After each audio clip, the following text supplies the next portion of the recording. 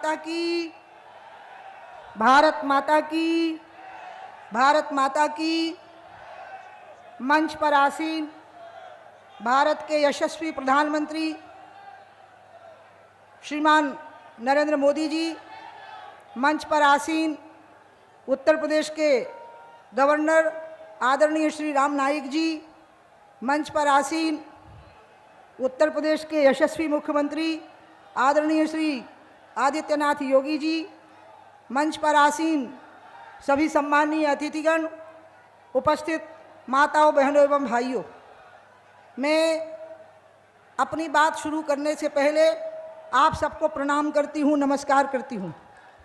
और आज जिस अवसर पर माननीय प्रधानमंत्री जी का, श्रीमान योगी जी का, आदरणीय श्री गवर्नर साहब का आगमन हुआ है, वह अवसर बहुत खुशियां मनाने का था। लेकिन कल की घटना के बाद पूरा हिंदुस्तान क्रोध में है, क्षोभ में है और शोक में है। और इसके कारण यहाँ पर जो लोग उपस्थित हैं, उनके भी जो मनोभाव हैं वो इसी प्रकार से हैं। क्योंकि आज जो बुंदेलखंड को मिलने वाला है वो अद्भुत है, जो नहीं सोचा था उससे भी कहीं ज़्यादा है। और इसके लिए मैं माननीय प्रधानमंत्री जी का, माननीय श्री योगी जी का बहुत बहुत अभिनंदन और स्वागत करते हुए, आज खुशी का अवसर होते हुए भी खुशी नहीं मना पाने की स्थिति है। ये जो बुंदेलखंड है, ये राजा छत्रसाल के द्वारा बहुत चर्चित हुई। उसके बाद रानी लक्ष्मीबाई जी के द्वारा झांसी बहुत चर्चित हुई। और एक प्रकार से बुंदेलखंड की भूमि छत्रसाल जी के कारण और झांसी की भूमि रानी लक्ष्मीबाई जी के कारण पूरे संसार में अपनी ऊर्जा के लिए और अपनी देशभक्ति के लिए और अपनी वीरता के लिए चर्चित हुई। और इसलिए इस धरती को कुछ कठिनाइयाँ थी, पीने के पानी की कठिनाई थी, रोजगारों की कठिनाई थी और अच्छी सुविधा युक्त रेलवे लाइनों की कठिनाइयाँ थी। वो कठिनाइयाँ आज के शिलान्यास के बाद पूरी हो जाएंगी। 40,000 करोड़ का निवेश बुंदेलखंड में होने के लिए आज माननीय प्रधानमंत्री जी का आगमन हुआ है, जिसमें सबसे बड़ी योजना है डिफेंस कॉरिडोर। मैं यहाँ एक बात खोलना चाहती हूँ, यद्यपि मैंने योगी जी से उसकी अनुमति नहीं ली है।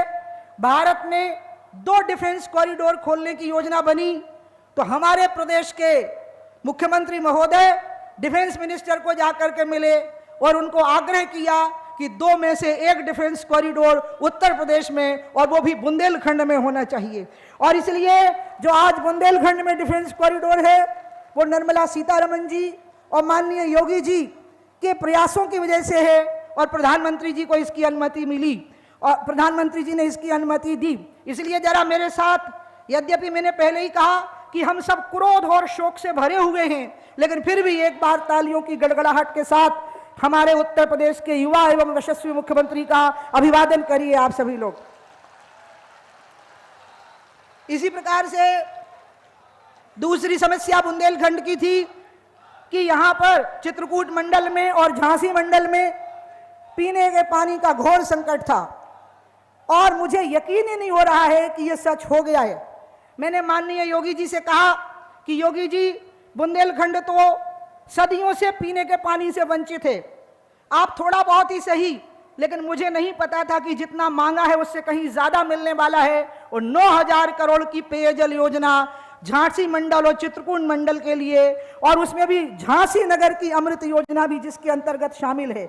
मैं इसके लिए भी पूरे बुंदेलखंड के जितने लोग आए हैं, मैं तो अगर आज हम दुख में और शोक में ना डूबे हुए होते तो यहाँ पर तो तुमुल नाद हो रहा होता, बाजे बज रहे होते, और जो बुंदेलखंड की परंपराएं होती है किसी चीज की खुशी मनाने का, वो हो रहा होता।